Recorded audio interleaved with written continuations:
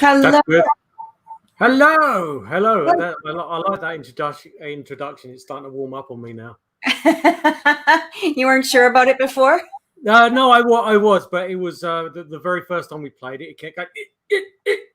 Oh yeah, it was really jumpy. Yeah, yeah. Yeah, it was jumping all over the place. But no, it's good. I like the screenshot of you without your coffee as well. Your hair all does stuff as well. The Bigfoot, hey? Yeah, Yeah, yeah. yeah, I the love it. Bigfoot, the Bigfoot. I was like, I'm hiding my coffee as I run Yeah, through the woods. there you go. Yeah, Canadians and their coffee. There you go. Yeah. Anyway, welcome to the show, guys. Welcome to I Want to Believe chat show. This week is a very unique show. We have a kind of a one-off, an interest of myself, because obviously with my profession as well. I work in the medical field with some medical professionals, and over the last 2 years since I've been a part of it, I've heard various ghost stories and stuff like that from different hospitals up and down BC and throughout Canada as well. And it's just kind of intrigued me a little bit about the subject itself, because obviously the nature of hospitals and the energy that goes around them, not always sad, but there's always happiness to them as well. So we decided to have a show. Let's bring some of the medical guys on the show, and we can just hear their stories. Before we jump to the guests of this week, I have a clip to show you, which was sent to me by a friend of mine who works in a health facility in British Columbia. She sent it to me, and the kind of the background is that she was in a old nurses' quarters in a particular hospital in British Columbia, and there was no one there in the building at that time, and there was no one with high heels or anything like that. So she got there. I think she was there. She said to me she was there at quarter to 5 in the morning, and she could hear footsteps coming from outside her lunchroom when she was putting her lunch in the fridge. So I'll just play you the clip. It will.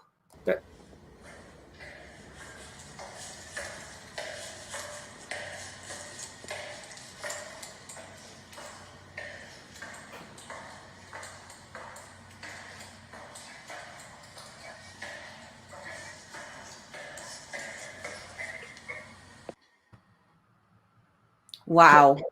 Yeah. So This is her by herself in the hospital. Yeah, and those are her footsteps. Yeah, she heard footsteps, and there was obviously the first question I asked. It sounded like someone that was walking up and down the stairs, but she said that, and I actually know of the facility as well. She said either side of the building there's like the fire exits, and they're supposed to remain shut, and they're kind of they're an airtight seal on them as well.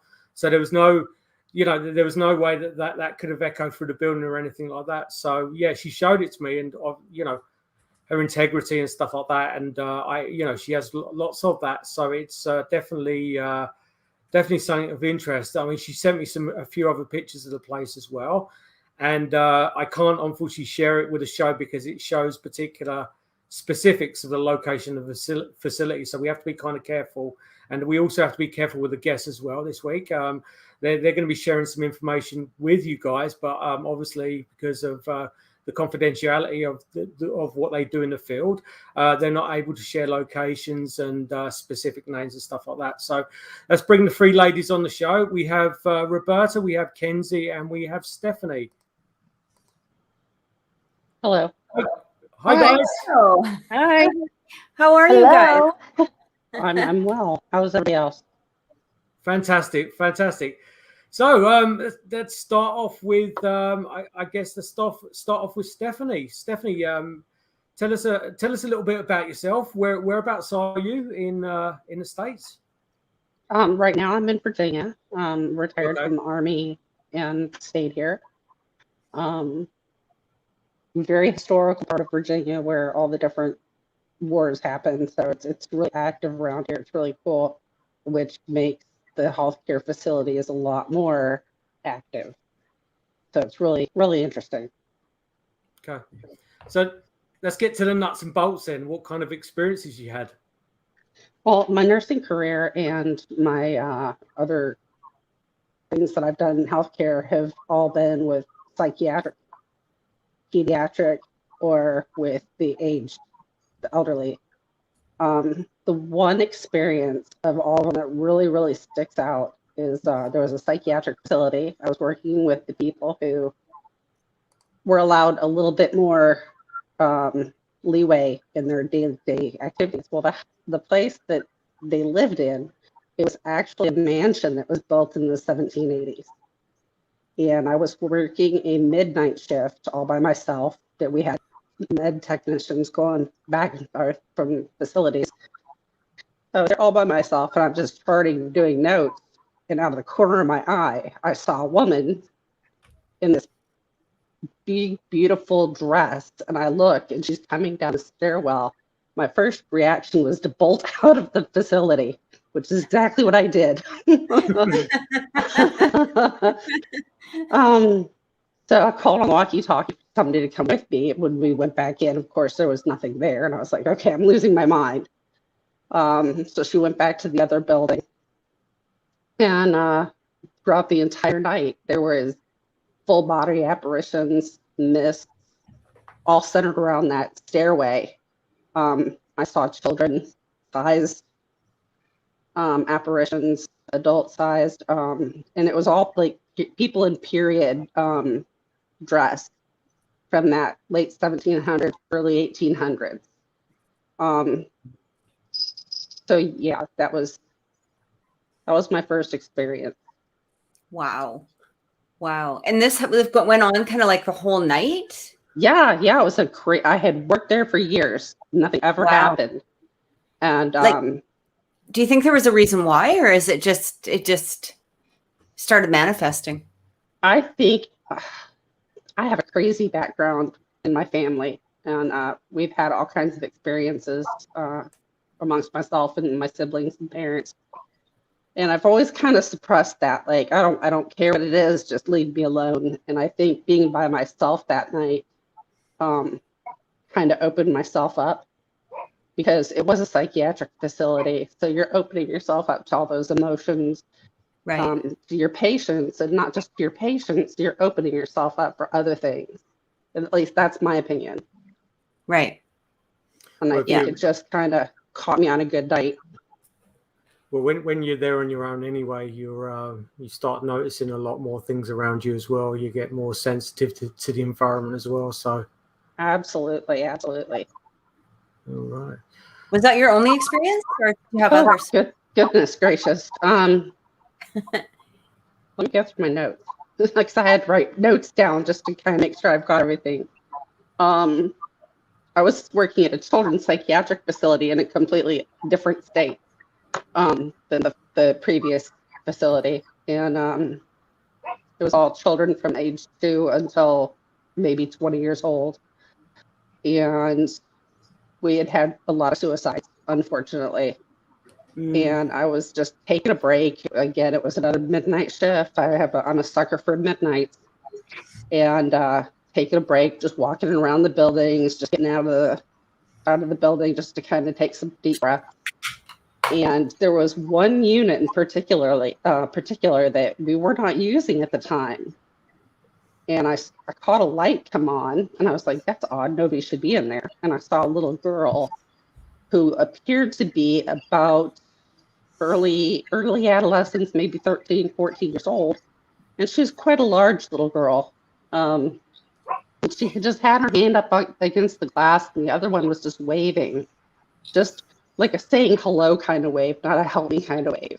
Wow. And so I came running back in, and I had the key to that particular unit, and I opened it up. There were no lights on, but I could smell, I want to say it was like that Britney Spears perfume, and it was just permeating the entire unit. I was like, that's odd, because this unit's been closed for about 6 months. It should not smell like this at all. Like a lingering perfume. Yeah. And I went back to my unit, and I was telling my charge nurse at the time what had just happened. She's like, oh yeah, that's so-and-so. She passed away from XYZ, and she's just always there. Wow. And I was like, okay, cool. I'll wave back next time.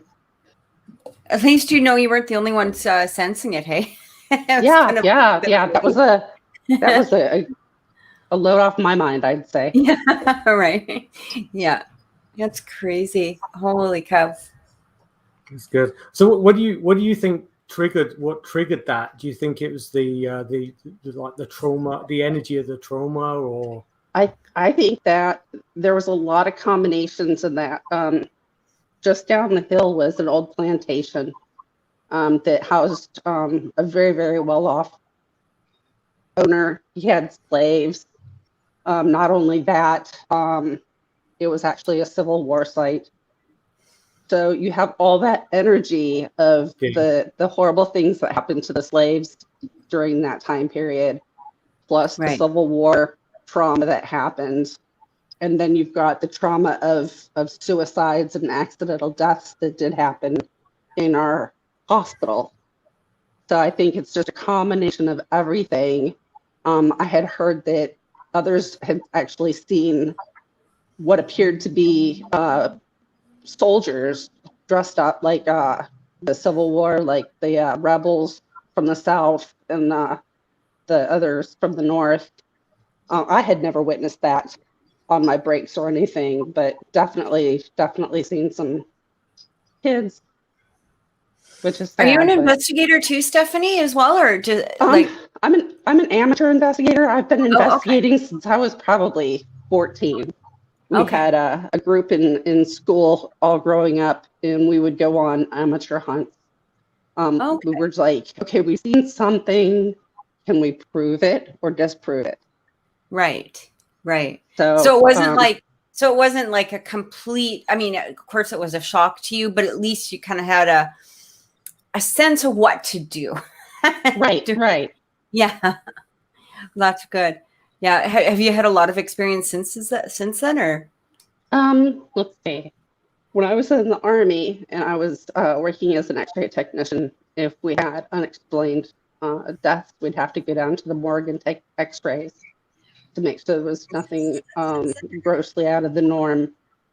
And sometimes, and I could always tell, especially if it was a child, whether the child was hurt from abuse or just from an unfortunate circumstance. And you'd get a sense of me and another soldier. We could have the smells. If it was an abused child, when we got to X-ray them, they were already cleaned up, so we didn't know. Right. But I had smells of feces, dried blood. Wow. So you could kind of, you get the idea of, okay, I'm with a child who suffered because, it was at the hands of their family. I've seen wisps, especially during children, not so much the adults. I don't know what it is. Maybe it's because I have many children of my own and I'm just open to children's spirits more so.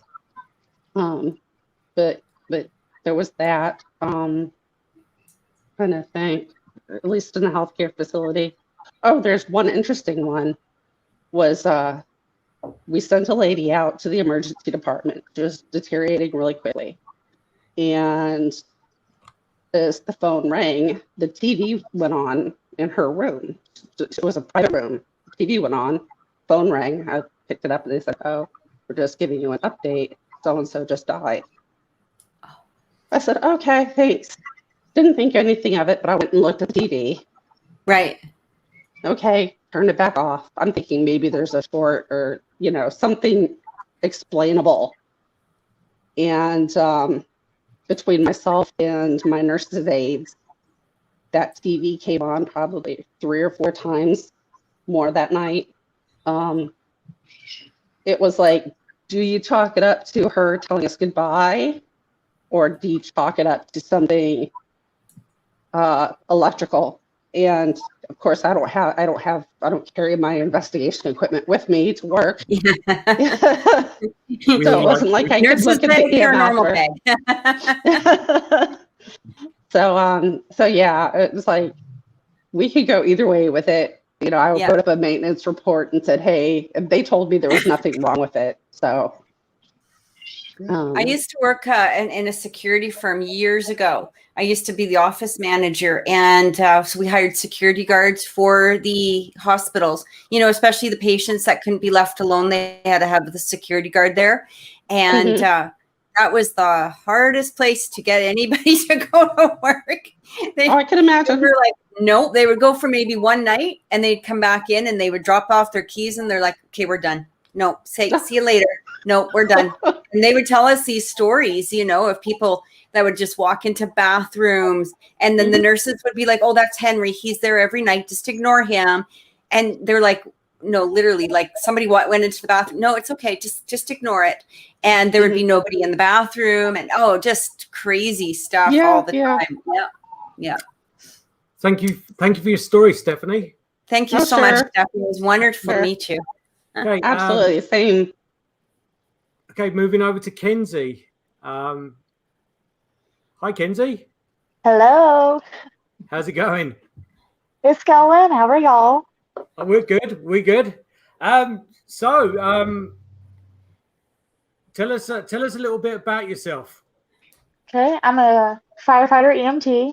I've worked several different professions, from CNA work, sleep labs, ambulance services, ERs, dispatching. There's quite a bit that goes on if you're open to listen and look. A lot of it can be dismissed, but a lot of it can go unexplained. I've also heard as well that you're a paranormal investigator. Is that true? Investigator, explorer, however you want to label it. I'm very interested into the unknown. I want answers. I'm curious. I like to seek it and find it. Just for the sake of the viewers, both Kenzie and Roberta went to Tombstone, Arizona with me, investigating down there, and we had quite the adventure. So it was good times. Anyway, yes, it was. Would you like to tell us about some of your experiences, please? Sure. The first one that I've got is actually just recently. I started working as a dispatcher in the sheriff's office, and my first night by myself, kind of nerve-wracking, but it went pretty normal. We've got computers that are all connected to the same transmitter that the deputies, fire, EMS all use. And then there's a separate radio for the courthouse. And we're a small town, so everybody can hear what everybody's doing when stuff's going on. There's a separate radio for panic buttons located throughout the county. Hasn't been used in years. To my knowledge, the panic button has never went off. But the radios stay plugged in just in case one does go off. One night, I'm sitting there working, my first night by myself.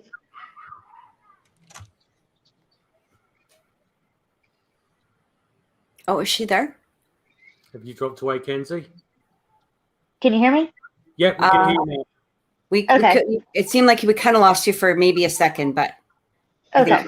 Okay. Hang on, I'm just working on something. Just seeing if I can. Okay, carry on. I think that. Okay, so I'm sitting at my computer. One of our panic button systems goes off and says, "Officer down at the courthouse." It's 2:00 in the morning. Our courthouse is closed. There's nobody there. We don't have security after hours. No reason anybody should be in there. We would get an alarm that there was a break-in before there was a panic button go off. Nothing. So I sent all units out. I said, "All units, panic button has gone off. Courthouse, saying officer down." So everybody responded. Sheriff, everybody responded.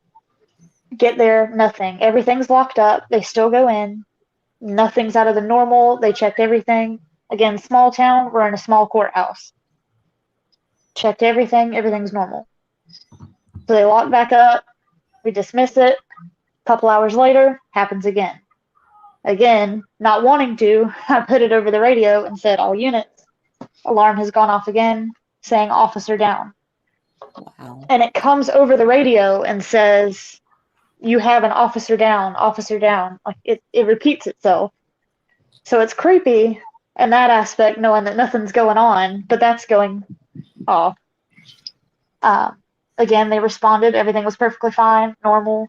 They locked it back up, closed out the report. It didn't happen again, but it's still creepy. I told my supervisor about it. It was like, listen, this happened. It makes me look like I don't know what I'm doing. I sent everybody out there. There was nothing going on. What did I do? Did I set this off somehow? What's going on? She said, oh, yeah, I forgot to tell you about that. When that happens, just disregard it. So, Don't worry about that. oh, like Yeah, it don't worry happens about more that. than once or twice. Okay. So, Yeah. I said, is there a reason that's going off? Is there a glitch in the system? She said, no, it actively works. We just don't know why that happens. we just I don't said, know why. okay.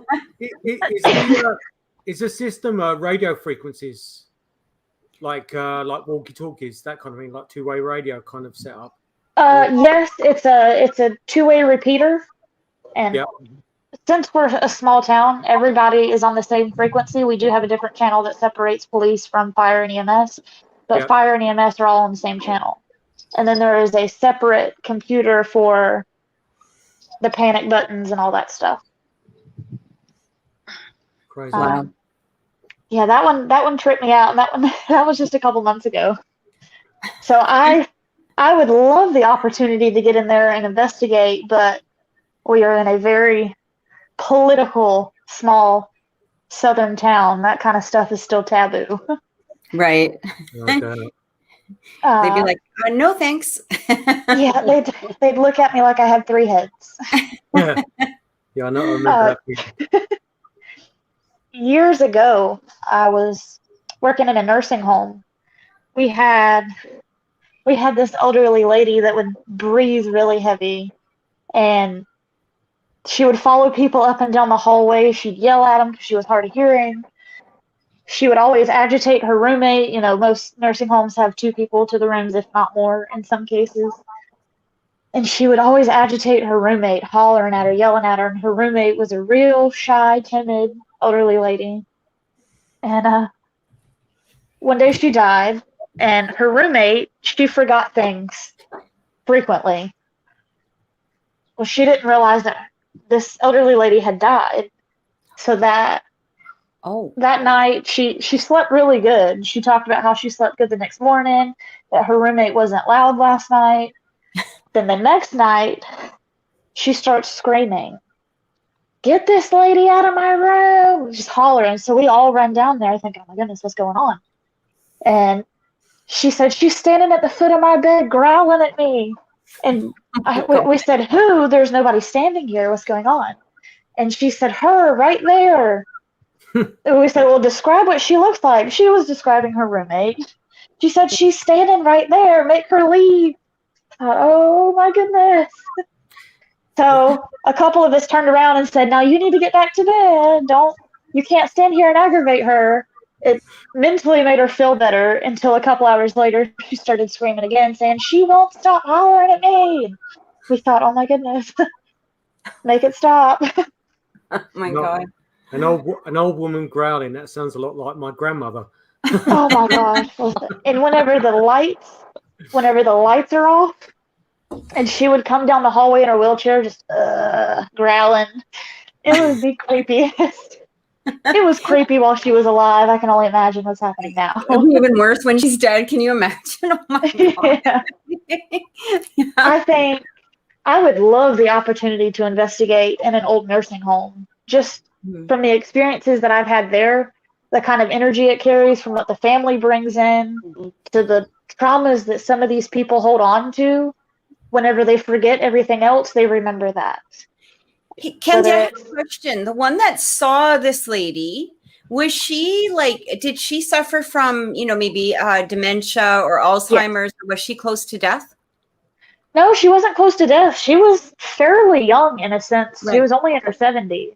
Okay. But she would forget that she knew how to walk. So right. She always had a wheelchair that she'd scoot around in. Okay. She was very used to routines throughout her life. So every day she could remember she was supposed to get up and fix her hair, but she would forget to put clothes on, and she would forget where she was, and she would forget her name, stuff like that. And this is the one that would see that saw the dead lady. Is that correct? Yes. Yes. Because it's interesting because we have a family member that's, going through dementia right now, and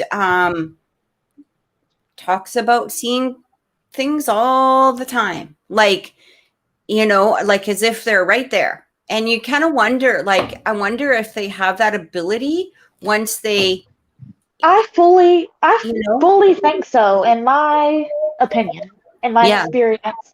It, something with not being distracted by what we're used to, the normal repetition of right. doing things.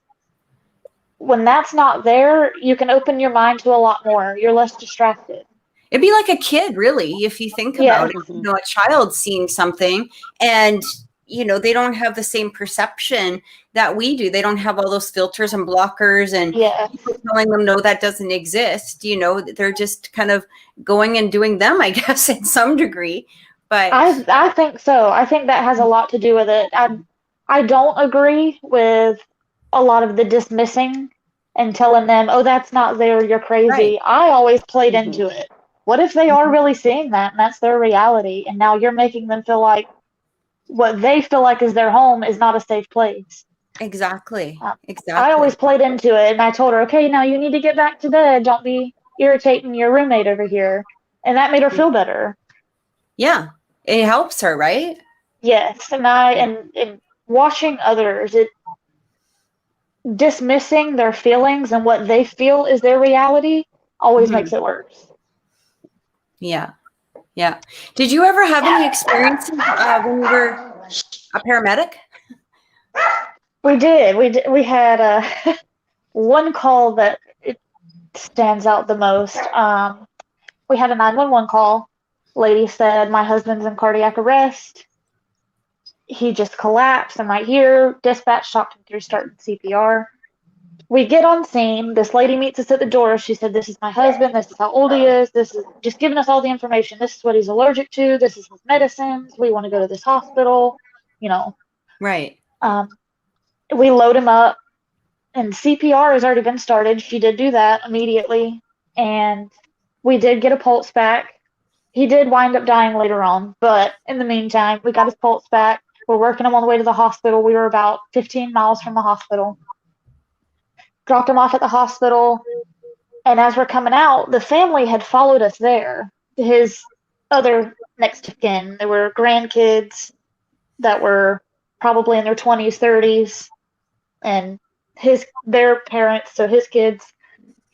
And I told them, they, of course, every family member asked, "Well, is he okay? Is he going to live? What's going on?" And we said, "Well, it took us a minute to get there, but his wife starting CPR was a big help to the process." And they said, his wife? We said, "Yeah, Miss so and so." And they said, "No, that's his wife died several years ago." And I was like, "Well, there was a lady there. We looked her in the face. We got his medications from her. We got all this information. This is how, I mean, dispatch talked to her when the call came in." I mean, it was. I'm confused at this point. I couldn't figure out. I could not wrap my head around it. And then I said, "Can y'all show me a picture of what his ex-wife used to be? What his deceased wife looked like?" And they said, "Yeah, yeah, sure." I said, "Because this lady had this type of hair. She was wearing this," and they're looking at me in their face. I mean, it looked like they had seen a ghost. Oh And they my showed me a God. picture. I said, "Yeah, that was her. She met us at the door." And all of it, like, just started crying. That's my mother, and she Oh my. died several years ago. And I'm thinking, there is no way. There's no way. So Somebody's saying here there was a few unexplained stories in that home. I'm not sure who they are because I don't doesn't. I'll figure out who it is. I'll go to. Yeah, we don't see the Facebook. I don't see the Facebook names through here, but that's crazy. Oh my Yeah, God. that one. And then we tried to go back and listen to the recording. We requested the recording from dispatch, the initial 911 call, and it was distorted. There was the only call that was messed up that night. Wow. So you can't hear the call come in. You can't hear dispatch talking her through CPR. None of it. What So do you that was. what do you think that causes it, Kenzie? I know, obviously, being a paranormal investigator like yourself, you've got your own theories and What causes which part? Causes that kind of that energy, that manifestation of energy to suddenly cause. So, from my point of view on how the dying process works, I think it's kind of the same. When you cross over, there's a process that you have to go through to get to the other side. On our end, you've got the grieving, the acceptance, those kind of things. You go through different stages. And if you're going to visit somebody and they've been holding on for 2 days, but you know they're dying, and as soon as you get to their side, and all of a sudden they die, like they've been holding on for that one person. Or sometimes I've seen in situations where a father and daughter were really close. The daughter stayed by his side the whole time. And as soon as she left the room, not even 2 minutes later, he finally passed. Like he didn't want her to be there. I feel like there's some control there. In some situations, there is some control on your energy, on how you can let go, on how you can move on. And I feel like once you get to the other side, there's got to be some kind of same thing there where something's keeping you attached to something that you're not wanting to let go of. You have a process that you have to go through. And I think for that, maybe she was attached to him. It was just that energy that they carried together. Maybe he couldn't let go, she couldn't let go. And it was just that energy that was keeping them bonded together. Right. And I thought for 1 minute then you were going to say there was a portal. I was like, there's a portal.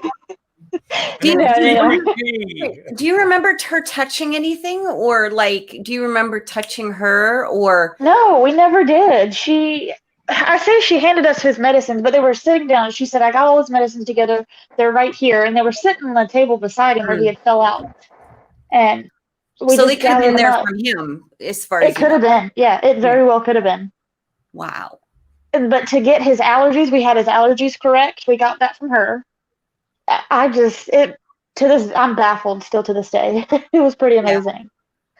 Yeah. And then part of me feels like whenever you do experience things like that, now I'm constantly looking for it. When we go to people, I want to touch them like you're real, right?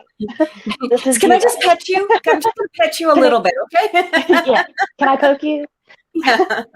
But now I feel like since I'm looking for it and trying to be aware of it, I feel like I'm missing a lot. And that's right. That's back to what we were talking about before.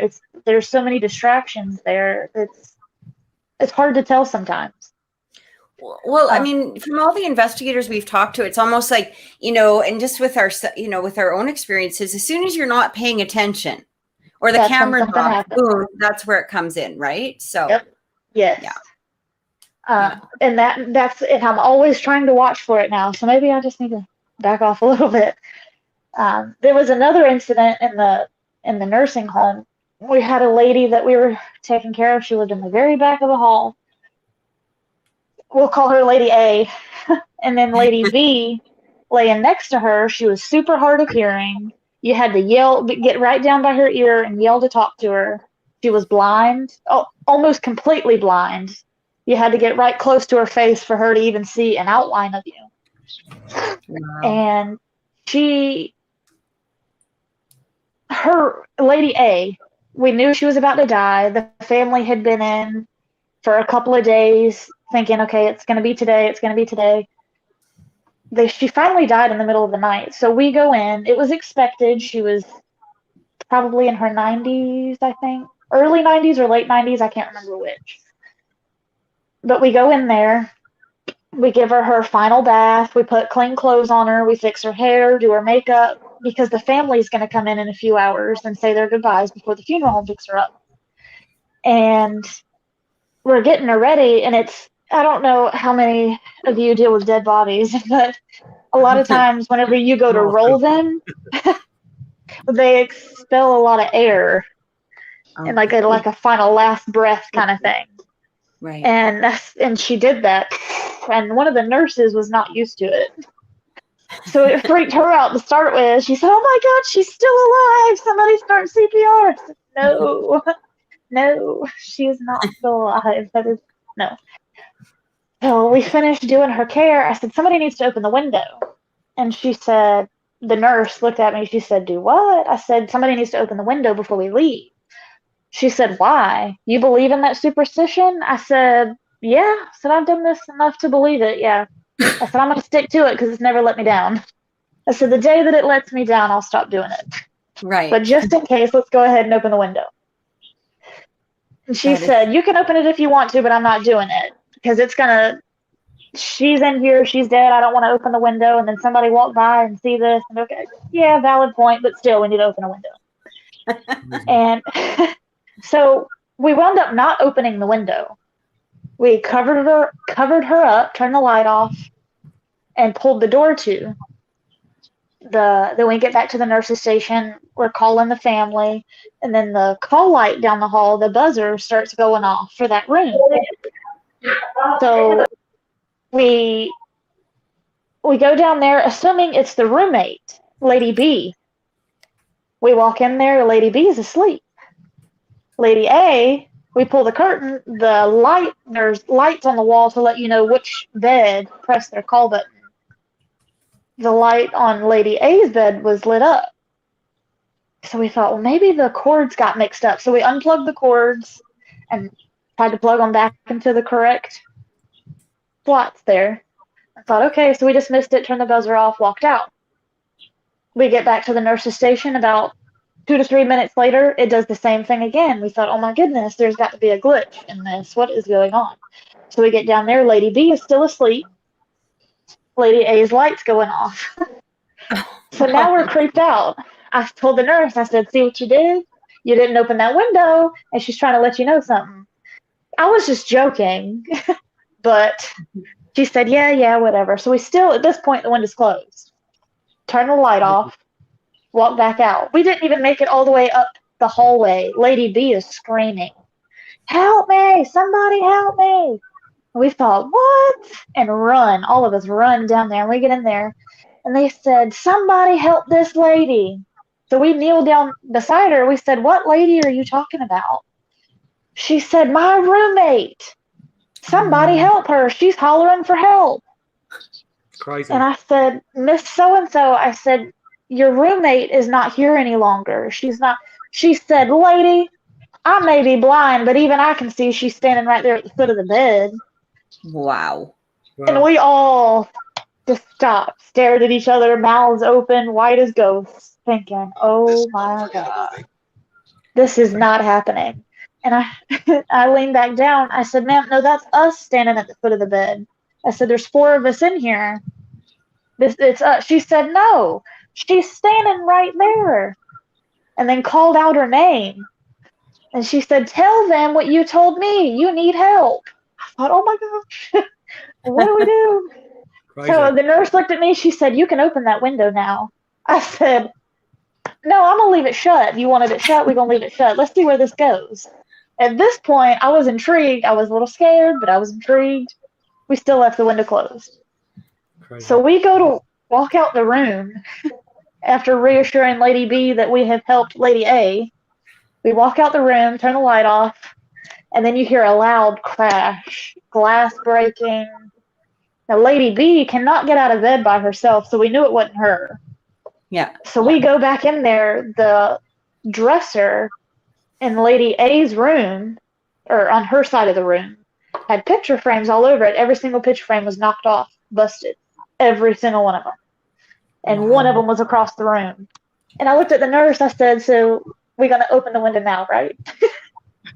She said, yeah, let's do that. So we opened the window, and then after that, nothing happened. We told the family about it, too.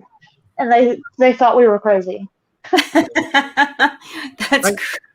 Thank you. Thanks, Kenzie. Just going to bring Gina on. I did bring her on earlier, but for some reason it just jumped off. But hi, Gina. Hi there. How are you? Good. Very good. Very good. Welcome to the show. Thank you. Thanks. Just going to hand it off to Roberta. If anyone's not talking, do you mind going on mute, please? Because there's a bit. Thank you. Thanks, Kenzie. Going to bring Gina on. Just put everyone else on mute. Sorry, Gina. I just put you on mute. So Roberta, hi, welcome to the show. Tell us a little bit about yourself. Well, I've been in healthcare for like 30 years now. Similar to Kinsey, I started out as a CNA, and then I became a respiratory therapist. I've worked anywhere from nursing homes to various hospitals. So, been doing this a while. Been doing that a few times, no doubt. So, let's get to the nuts and bolts. So tell us some of your stories. Well, two that I stick with me all the time is I've worked in a trauma center for years, and this one time I worked with the life support systems, and so I was doing like one of my routine checks and was assessing my patient and everything. And as I was doing my assessment, I see out of the corner of my eye these two hands go and be placed on the bedside rail. And I just briefly turned a little bit and I said, hey, just one moment, let me finish up here and I'll talk to you. And so I finished up, I turned around and there was nobody in the room. And it was like two elderly hands. They were like gnarled. You could see like, you know, the bulging knuckles from arthritis and stuff. And I found out later that it was the spouse of, because I thought that was my first initial reaction was it was the spouse of the patient I was taking care of. And found out later that the spouse had passed away earlier. So that was just, you know, bizarre. Wow. And probably the second time that really comes to mind is more of like an outer body experience with a patient. So if you can think about like if you touch something hot and you don't know it's hot and you react before you comprehend that it's hot, you have that reaction. I kind of had that reaction with this patient. I go in again, it's like in the middle of the night because I work nights. And the patient's in the bed, their spouse is in a chair sleeping. And I go in and I keep all the lights off and I go over to the computer to turn it on. And so I can get ready to chart. And next thing I know, I am ducking and I feel this air whoosh past my face. I feel heat on the side of my face and a breathy, you know, sigh. And I just was like, I froze and I'm like, oh man. I looked at the patient. I told the patient, I said, you know, you're okay. He was in a traumatic accident. And I said, you're okay. You know, you're here in the hospital. You need to get back into your body. Okay. And as soon as I said that and explained that, because I totally felt like the person in the bed was just freaking out, but was outside their body. And so I just kind of quietly talked to him and explained what happened to him. And after that, he like went back in and then it was like very quiet. There's been another incident where Did he remember that when he woke up or no, he didn't. He didn't. No, but it was just really freaky. And I had a coworker down the hall that she did not go down there that night. She felt like it was weird down there. You know, after we got to talking about it. Yeah. But yeah, it was just, you know, I don't know how else to explain it. I totally felt like it was the person in the bed, but he wasn't in the bed, you know. Right. So what was that? You were going to tell us another experience. I didn't mean to cut you off. I was just curious about that, if he had a memory of it. No, I mean, I kind of thought that was kind of weird too, but you know, it's a trauma center. It's traumatic experience. Yeah. You know, like there's been like numerous stories. We have a particular room in our hospital that's in one of our intensive care areas. And I've had quite a few patients ask me, why is that lady sitting in my room? Oh. And so, you know, we have one room that there's an elderly lady that sits there and some staff has seen her, some patients have seen her, and she just hangs out in that room. Wow. Have you seen her? No, I haven't seen her, but I've like when I've gone in that room a couple times, I've like felt like a calming presence, Right. if that makes sense. So Yeah. I don't feel that she's there. I think she passed away in the room, but and this is a fairly new building. This building's like 15 years old. You know, it's not a very old building. Right. So, you know, we've also have had a room that people would repeatedly die in. And it was to the point that it wasn't coincidental anymore. And the hospital I worked for had a religious affiliation with it. So they ended up calling in a priest, shutting off the room, and they ended up doing a blessing in that room. And I mean, for a long time, like everybody that was in that room would pass away Wow. prior to that. And we were like, I wonder how long it took them to like finally decide to do something like that. Crazy. And did it Yeah. continue after it was blessed? No, it actually didn't. Oh, We okay. we now have had people be able to be in that room and live. I wouldn't want to be the first patient in there. Yeah. Oh, Well, you know, you don't tell anybody about these things that go on, you know. Yeah. But I mean, there's been many times like I will be walking down the hall, and like I said, I work night shifts, so a lot of times I'm the only one up walking. Being a respiratory therapist, I travel throughout the hospital, and there's been so many times that I've been like, I'll hear a voice and I'll turn, and I'm like, there's nobody there, you know, and then I'll continue on my way, and you know, it's different. It's different. You know, I had a coworker start asking me questions one night because she was working in the unit where the lady in the room appears, and she started asking me questions because she was having feelings and not visual experiences, but she was hearing things. And so we had an interesting conversation about that. She had no knowledge about the woman in the room. is it? I was going to say that was going to probably be my next question. Is it a common theme that your colleagues also have these experiences as well? And I guess that would be a question to Stephanie and Gina as well. Is do your other colleagues experience the same thing as well? I've had a couple of colleagues that they know what I do on the side, so they like come up and they ask me questions because they've had experiences, and we'll get to talking. And I mean, not everybody, but there's a few that you know seem to be more sensitive than others, and they will come up to me and they're like, "Do you know if anything's going on in this room?" Or a random call light will come on an empty room, and you know, we'll be like, well, you know. So What about you, Stephanie? Interestingly enough, the psychiatric facility I worked at that was built in the 1780s as a home, that was kind of an offshoot. That was like I said, it was for people who had more leeway to go out and do things on their own.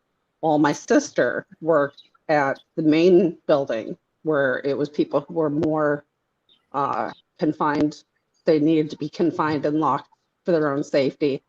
And she actually had seen some things as well. I don't know if it's because we're related or that we were actually experiencing things because of what the property was.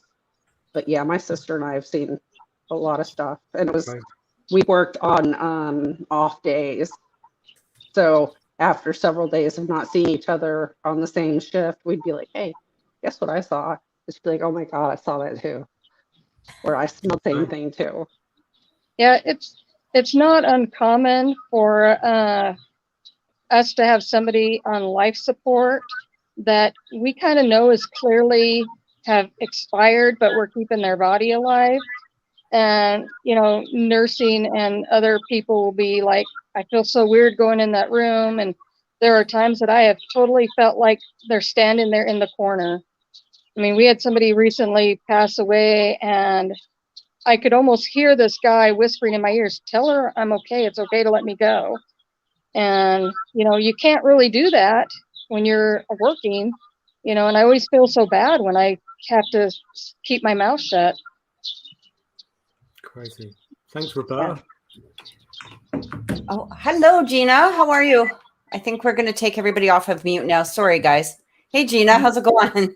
I'm good. How are you? Good. Thank you so much, Roberta, for sharing that with us. Oh, she's gone on mute. Sorry. Okay. Sorry, you're on mute. What did you say, Roberta? I said thank you. Thank you. Okay. Hi, Dina. Welcome to the show again. Hi, Pete. Thank you. Thanks for coming. I appreciate you coming and joining us on this. You're welcome. So, would you like to give the audience a little bit of a background about yourself? Sure. I've been a hospital worker since about 2010. Do you want me to just start with my story? Yeah, just go. Sure. Okay. So yeah, 2010, I've worked at hospitals. One of the major ones in my city. My mother had cancer previously. In about 2006, she passed away at a large hospital. At that time, I didn't work at that hospital. But about 2010, I wound up working there. I work in a lab, so it's my job to do all the wards, the blood tests for all the wards. So in the palliative ward at this hospital, usually the nurses on that ward will take the blood work. So we're not often called to that ward. But every time that I got called to this palliative ward, it was my mother's room.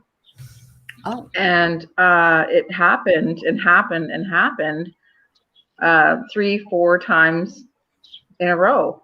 And I actually had said to the night staff there, something really weird is going on. Every single time that I get called to this ward, it's my mother's room where my mother passed away. So they said, "Oh, you're kidding." So I said, "No." So he went and they got a book. They keep memoirs of, I guess, people that have passed in the ward there. So they showed me the memoirs of the night that she passed, and we talked about it. So I guess it was the next time I went there. Yeah. So the next time I get called there, I'm sorry, I'm having trouble hearing you. That's not us. No, we didn't say anything. Oh, okay. That's weird. Okay. That's not us talking. I've heard that a couple of times coming through. Somebody's talking. Yeah. Okay. But everybody else is muted except for Peter and I. Oh, so that's weird. Okay. Yeah. All right. Well, I'll just keep going. That's weird. Okay. So now we've got our on live EMF going on here. Okay. So so the next time I went, it wasn't my mom's room. The nurse said, "Oh, is it your mom's room?" And I said, "No, it's actually not my mom's room." So we were kind of looking at each other like, "Oh, that's really strange." And then about 2 minutes later, over the loudspeaker, comes a voice of the nurse and calling for another nurse, to that room. So then we looked at each other, we start laughing. I said, "Oh, there it is. There's the call." So I didn't stay there too much longer after that. I moved to another hospital. But after that, I went and I prayed outside that room. And, I said, "I don't know if you're stuck here, Mom, but, it's time for you to move on. I'm not here. I'm not going to be here. I'm moving to another hospital. So please, go into the light and do what you have to do. We're all going to be okay." So I don't really know what happened after that because I left there shortly after that. Right. Yeah. I don't know. It's weird because all of this noise is coming through as you're talking. I'm starting to get That's scared. really weird. Yeah. Not unlikely, but weird. Yes. Yeah. So we'll let you know if they have any messages for me, won't you? Yeah, we'll do a playback later and slow it down a bit to see whether there's anything coming through. Yeah, it's okay. That's strange. Okay. Well, thanks, guys. Thanks for joining us. I really appreciate it. I hope that everyone that's watching. I'm just going to unmute everybody. Just give me a second, Pete, so that we can at least properly say bye to them. There you go. Okay. Thank you so much, everybody. You're welcome. Thank you. Thank you for having me. Oh, it was, I loved hearing your stories. It was really good to hear. It was a little spooky. Yeah, yeah, definitely. Thank you. Thanks for tuning in, guys. And Thank you. we'll be on next week. Take care, guys. Thank you again Guys, so much take for care. sharing your Yeah. stories Thank with you. us.